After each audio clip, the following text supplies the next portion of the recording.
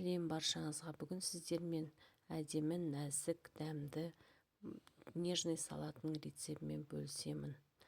Видеодағындай барлық заттарымызды осылай ұзыншалап турап аламыз.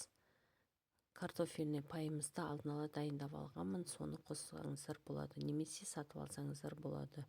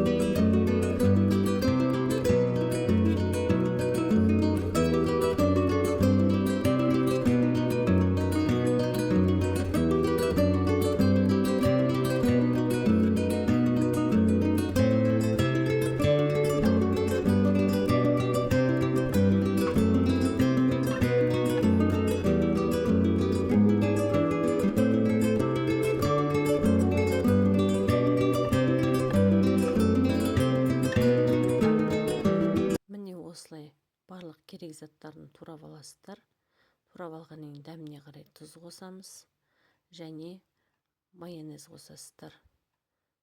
Мойенез қосып араластырып бетіне әрлегенге картофельный пайдан қойсаңыздар болады, немесе үкіштен өткізген сырда болады. Астарыңыз дәмді болсын. Каналыма жазылып лайк басуды ұмытпаңыздар достар.